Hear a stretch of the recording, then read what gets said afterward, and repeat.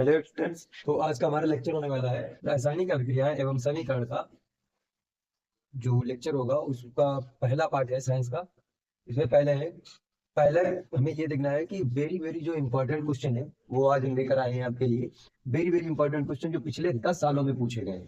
पिछले 10 सालों में लगातार ये क्वेश्चन पूछे जाते हैं और इन्हीं क्वेश्चन के आज हम क्वेश्चन देखेंगे और उनके उत्तर देखेंगे। तो पहला क्वेश्चन आपके सामने है कि सोडियम को केरोसिन में डुबोकर क्यों रखा जाता है। अत्यधिक क्रियाशील होने के अत्यधिक क्रियाशील होने कारण के कारण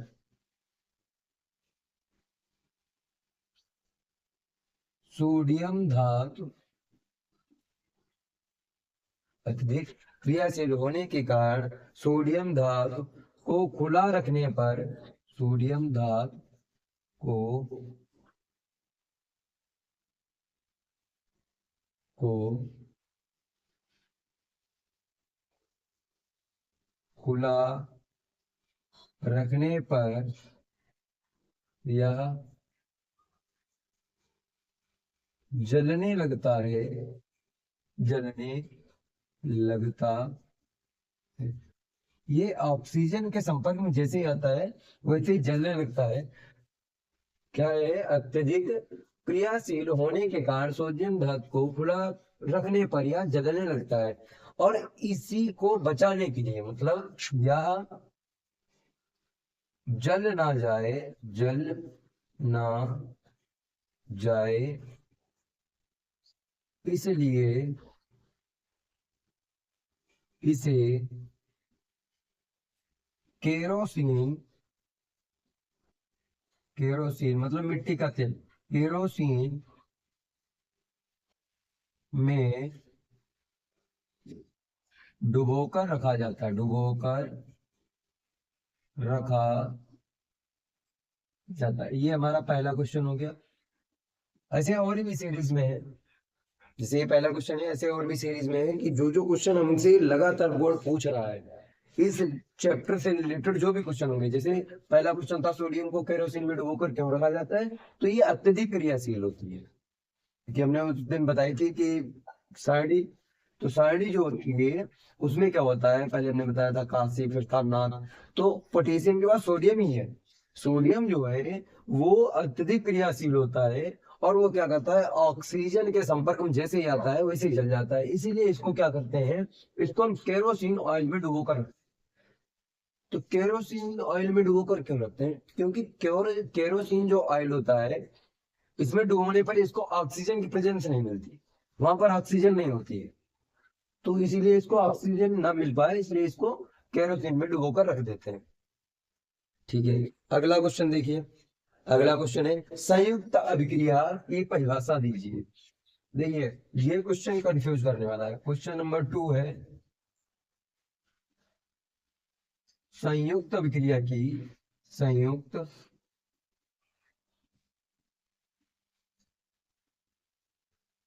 अभिक्रिया की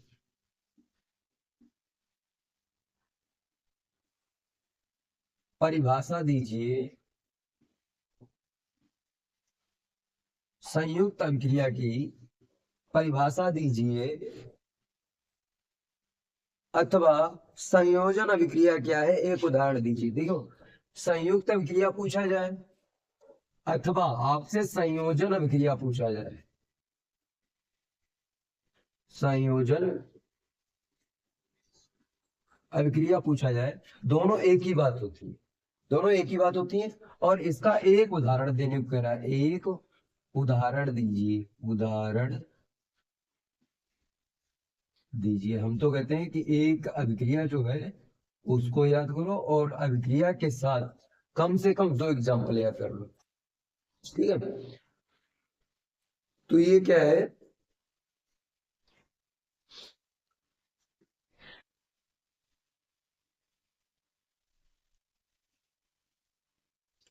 संयुक्त अथवा संयोजन अभिक्रिया किसे कहते हैं।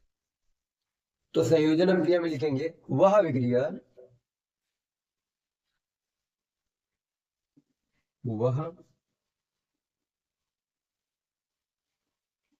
अभिक्रिया, वह अभिक्रिया जिसमें दो या दो से अधिक, वह अभिक्रिया लिखेंगे साथ में, वह अभिक्रिया जो दो या दो से अधिक अभिकारक मिलकर एक उत्पाद का निर्माण करते हैं, वह अभिक्रिया जिसमें, वह अभिक्रिया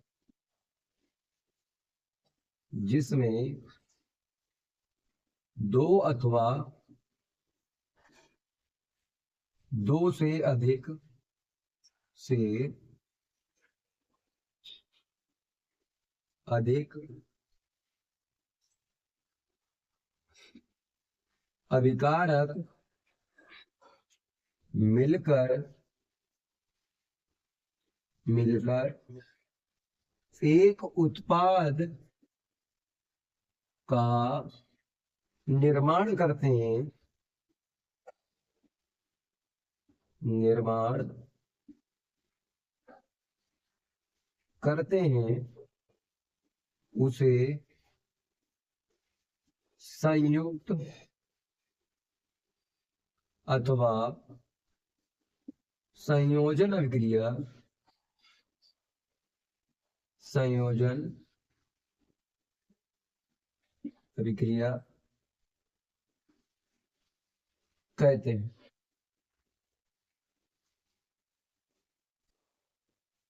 संयुक्त अभिक्रिया की परिभाषा दीजिए, एक उदाहरण भी दीजिए, उदाहरण भी लिखेंगे। पहले परिभाषा क्या है कि वह अभिक्रिया जिसमें दो या दो से अधिक, या तो दो हो सकते हैं या फिर दो से अधिक भी हो सकते हैं, अभिकारक मिलकर क्या करेंगे, एक उत्पाद का निर्माण करेंगे, और इस अभिक्रिया को हम क्या कहेंगे, इस अभिक्रिया को ही संयुक्त अथवा संयोजन अभिक्रिया कहते हैं। इसका उदाहरण देखिए, उदाहरण जैसे कैल्शियम ऑक्साइड CaO और उसके साथ में H2O मिला दो, इसे उदाहरण देखेंगे इसका। फॉर एग्जाम्पल उदाहरण है CaO plus H2O gives out CaOH का होल ट्वाइस, CaOH का होल ट्वाइस। तो यहाँ पर क्या होता है, जो OH का होल ट्वाइस होता है ये कैसा होता है, एक्वस होता है। ठीक है, हो गया। अब देखो इसको लिखेंगे भी, कैल्शियम ऑक्साइड, ये क्या है, कैल्शियम ऑक्साइड, देख लो कैल्शियम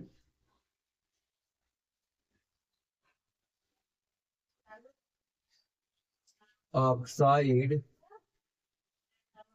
कैल्शियम ऑक्साइड, और ये क्या है, जल, और ये कैल्शियम हाइड्रोक्साइड है। कैल्शियम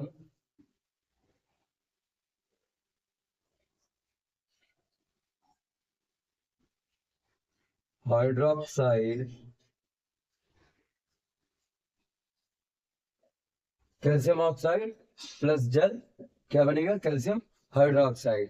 तो कैल्शियम ऑक्साइड जल के साथ तीव्रता से अभिक्रिया कर किसका निर्माण करेगा, कैल्शियम हाइड्रोक्साइड का निर्माण करेगा। इसमें तीव्र ऊष्मा उत्पन्न होती है, इसके साथ में क्या निकलता है, ऊष्मा निकलता है। तो ऊष्मा जब निकलती है तो उसको कौन सी अभिक्रिया कहते हैं, तो उसको ऊष्मा क्षेपी अभिक्रिया बोलते हैं। तो ये कौन सी अभिक्रिया हो गई, ये हो गई ऊष्मा क्षेपी अभिक्रिया, ऊष्मा क्षेपी अभिक्रिया। दो अभिक्रियाएं होती है, ऊष्मा क्षेपी अभिक्रिया होती है, ऊष्मा शोषी अभिक्रिया होती है। वो अभिक्रिया जिसको संपन्न होने के लिए ऊर्जा की आवश्यकता होती है, उस अभिक्रिया को हम क्या कहेंगे, ऊष्मा शोषी अभिक्रिया कहेंगे। वह अभिक्रिया जिससे ऊष्मा उत्पन्न होती है उसे हम क्या कहेंगे, ऊष्मा क्षेपी अभिक्रिया। तो इसकी एक लाइन और लिख लो कि कैल्शियम ऑक्साइड जल के साथ तीव्रता से अभिक्रिया करके, उसको नीचे लिख लिया करो, कैल्शियम ऑक्साइड, कैल्शियम ऑक्साइड जल से तीव्रता से अभिक्रिया करके कैल्शियम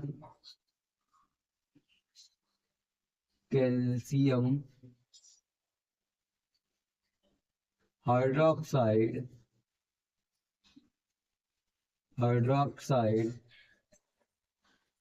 कैल्शियम हाइड्रोक्साइड का निर्माण करता है। फिर क्या है, इस अभिक्रिया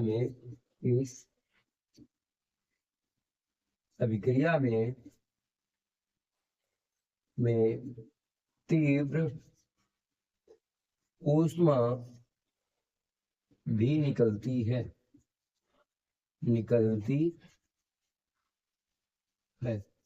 ये हमसे क्वेश्चन में ये नहीं कहा था कि ये वाली लाइन भी लिखो, लेकिन ये क्या होता है, ये एक हमारा प्लस पॉइंट होना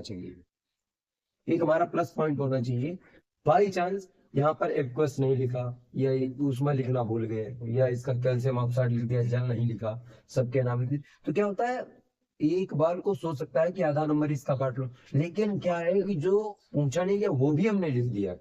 कैल्शियम ऑक्साइड जल से तीव्रता से अभिक्रिया करके कैल्शियम हाइड्रोक्साइड का निर्माण करता है। इस अभिक्रिया से तीव्र ऊष्मा उत्पन्न होती है और इस अभिक्रिया को हम क्या कहते हैं, ऊष्मा क्षेपी अभिक्रिया भी कहते हैं।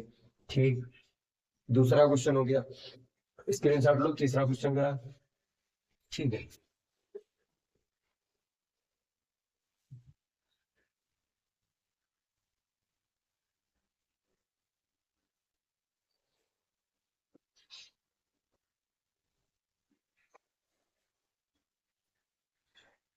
मेरा तीसरा क्वेश्चन है, जब लोहे की कील को कॉपर सल्फेट के विलयन में डुबोया जाता है तो विलयन का रंग बदल क्यों जाता है। ठीक, क्वेश्चन देखो, क्वेश्चन नंबर 3,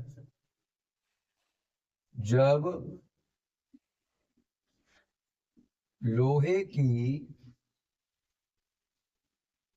कील को कॉपर सल्फेट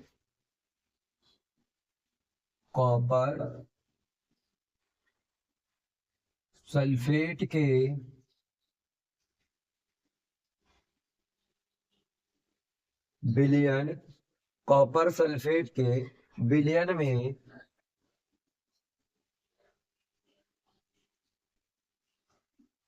डुबोया जाता है तो उसका मतलब विलयन का लिख लो, तो विलयन का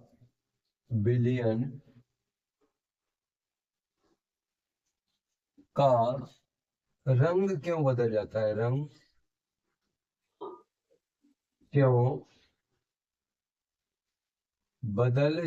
है, विलयन का रंग क्यों बदल जाता है। ठीक, आंसर लिखिए इसका। देखिए, जो उस दिन हमने सीरीज पढ़ी थी वो भी आपको याद है कि नहीं याद है, हम फिर से एक बार लिखते, तो उसमें क्या है, काशीनाथ का मालिक आलू जरा फीके पकाता है, कौन है, आगे आओ। तो इसमें क्या होता है, ये होता है हाइड्रोजन से जो भी ऊपर होते हैं इनकी क्या होती है, क्रियाशीलता अधिक होती है। ये क्या करते हैं, ये जो जिनकी सक्रियता या अभिक्रियाशीलता जिनकी कम होती है उनको ये विस्थापित करते हैं। ये जो है इनके विलयन, अगर जैसे कॉपर सल्फेट है तो इसका सल्फेट पोटेशियम ले लेगा, अगर कॉपर सल्फेट है तो सल्फेट सोडियम ले सकता है, कॉपर सल्फेट है मैग्नीशियम ले सकता है, कॉपर सल्फेट है, यहाँ तक कि लेड सल्फेट भी बन जाएगा, लेकिन कॉपर सल्फेट से सल्फेट चला जाएगा। ये कैसे होते हैं, ये अधिक क्रियाशील होते हैं और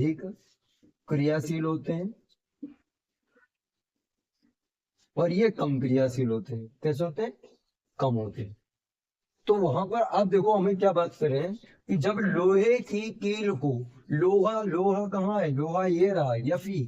जब लोहे की कील को कहाँ डाला जा रहा है, कॉपर सल्फेट के विलयन में, मतलब CuSO4 में डाल रहे हैं, तो हो क्या रहा है कि Fe प्लस CuSO4।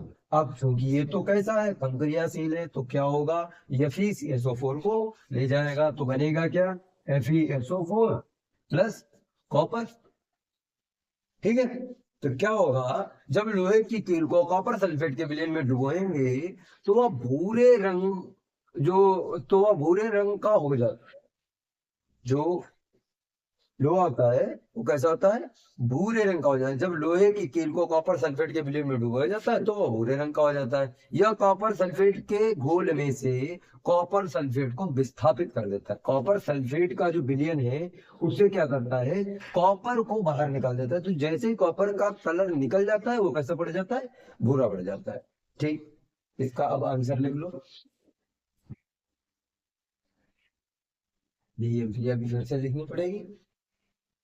देखिए सोल्यूशन क्या है हमारे पास, जब पूरा लिखने की जरूरत तो इसलिए चलो लिख लो। जब लोहे की कील को कील को कॉपर सल्फेट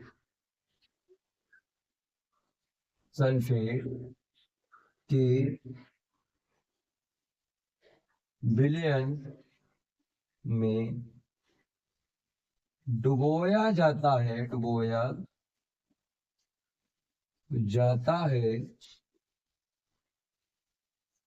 तब वह भूरे रंग का हो जाता है। भूरे, विलयन कैसा हो गया, भूरे रंग का हो जाता है, हो जाता है, अर्थात कॉपर सल्फेट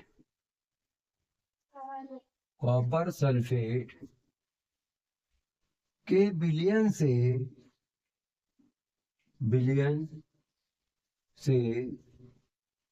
सल्फेट लोहे ब्रैकेट में लिख देंगे Fe द्वारा विस्थापित हो जाता है, विस्थापित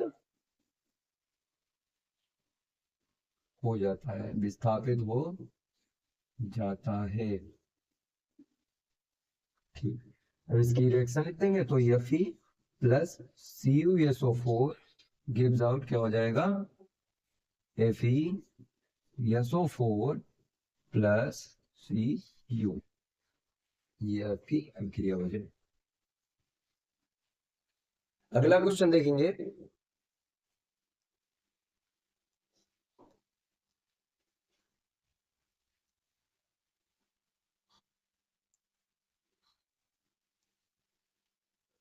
वायु में जलाने से पहले मैग्नीशियम रिबन को साफ क्यों किया जाता है, मैग्नीशियम रिबन को साफ क्यों किया जाता है, क्योंकि उसमें मैग्नीशियम ऑक्साइड की परत जम जाती है। जैसे ऑक्सीजन के संपर्क में आता है तो होता क्या है, मैग्नीशियम की जो रिबन होती है उसके ऊपर ऑक्सीजन की एक लेयर बन जाती है जिसको कहते हैं मैग्नीशियम ऑक्साइड।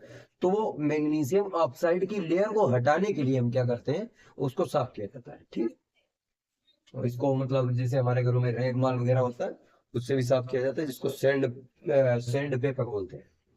क्वेश्चन नंबर 4 है, क्या है, वायु में जलाने से पहले, वायु में जलाने से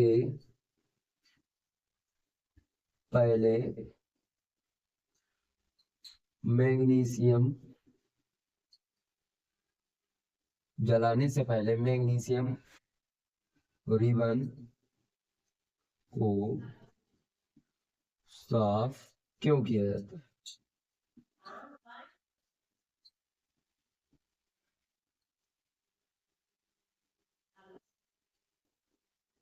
क्यों किया जाता है।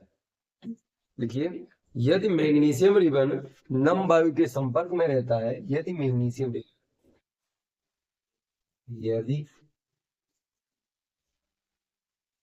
मैग्नीशियम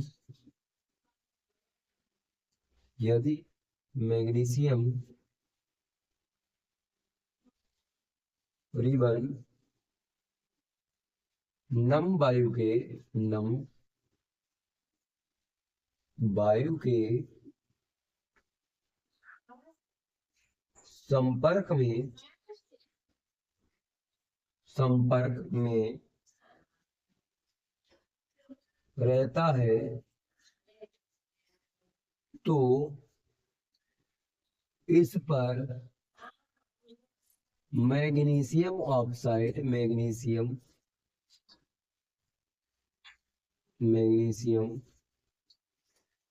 ऑक्साइड की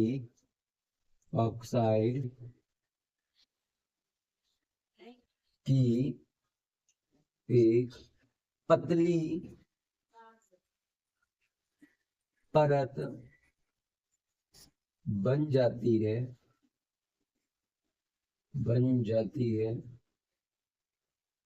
इससे क्या होता है, एक पतली परत बन जाती है और उससे क्या होगा कि ये जलेगी नहीं, मतलब जलेगी नहीं, देर में जलती है। तो क्या होता है, एक पतली परत बन जाती है जो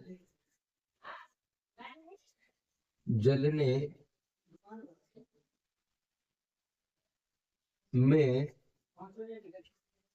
अवरोध अथवा रुकावट, इसको बोलते हैं अवरोध बन जाती है, अवरोध बन जाती है। इसलिए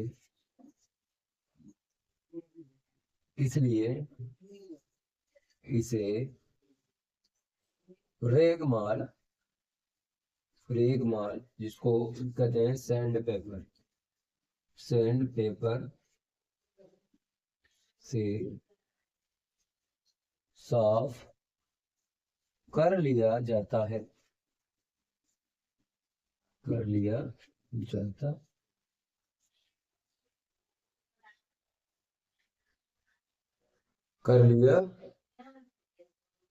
जाता है। प्रतिस्थापन अभिक्रिया क्या है, इसके बाद क्वेश्चन है हमारा, प्रतिस्थापन अभिक्रिया क्या है।